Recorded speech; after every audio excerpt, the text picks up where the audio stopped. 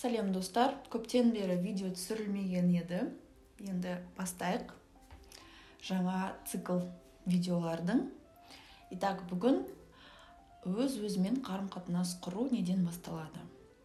Өз-өзімен қарым-қатынас үш бағытта қалыптасады. Бұл дене, жан және рух. Кез келген нәрсе, в принципе, өміріміздегі кез келген сфера осы үш бағытта қалыптасады. Дене бағыты дегеніміз бұл өз-өзіңмен, өз-өзіне қамқорлық көрсету, өзіне заботаны көрсету, режим дня, режим ұйқы режимі, жұмыс режимі, демалыс режимі, осының бәрін қалыптастыру бұл дене бағытына жатады. Сонымен қатар дене бағытына біздің өз-өзімізге сүйіспеншілікпен, мейірімділікпен, өзімізді баладай мәпелеу, өзіміздің ішкі ата-анамызды өсіру, соны өсіру арқылы сол ішкі ата-ананың біздің ішкі баламызға қамқорлығы бұл дене бағытына жатады. Осы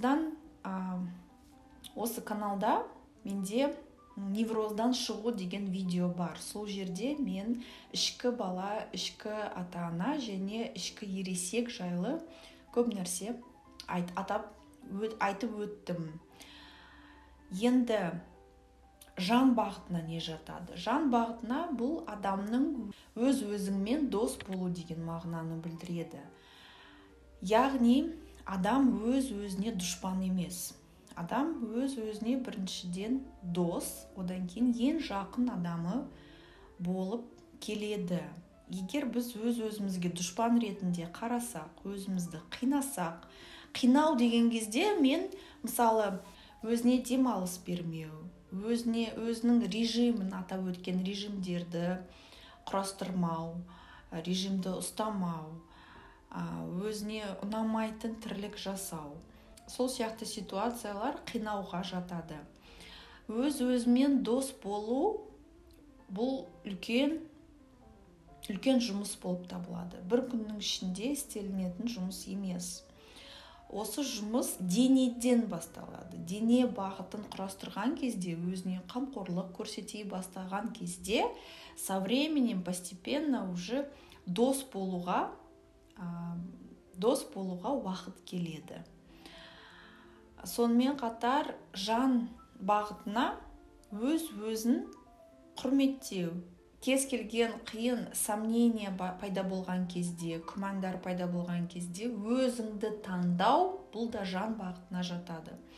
Келесі рух бағыты деген бұл адамның ішкі терең миссиясын орындау деген сөз. Негізі дене бағыты да, жан бағыты да рухқа жатады. Себебі бізді қадағалайтын біздің рухымыз. Рух деген жанның разум души дейді. Қазақша қалай айтса болады? Разум души бұл жанның ақылы, жоқ ақылы емес.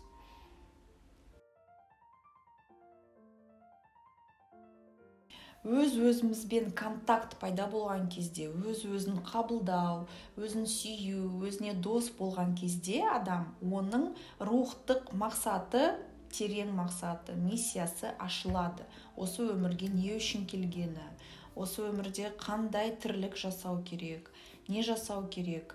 Сонымен қатар тағы да жан бағытына біздің өмірден қуаныш алуымыз, өмірге сүйіспеншілік қарауымыз да жатады жан бағытына. Себебі өз-өзімен дос болмаған адам, өзіне дұшпан ретінде қарайтын адам өмірге де тура солай қарайды, басқа адамдарға да тура солай қарайды. Сондықтан әр ступеньде рухқа жету үшін бірінші біз дене бағытын, сосын жан бағытын қалыптастыру керекпіз. Осымен өз-өзімен қарым-қатынас құру деген бұл күрделі, бірақ өте қызық жұмыс. Оны әр адам істей алады деп айта алмаймын. Бұған бірақ осы видеоны көріп тұрған адамдар сондай потенциалы бар деп санаймын. Осындай информацияны іздейтін адамдардың потенциалы, конечно же, үлкен, кең болып келеді. Егер осы темада сізде сұрақтарыңыз болса, астында комментарийға жазсаңыздар болады. Осымен келесі көріскенше сау болыңыздар.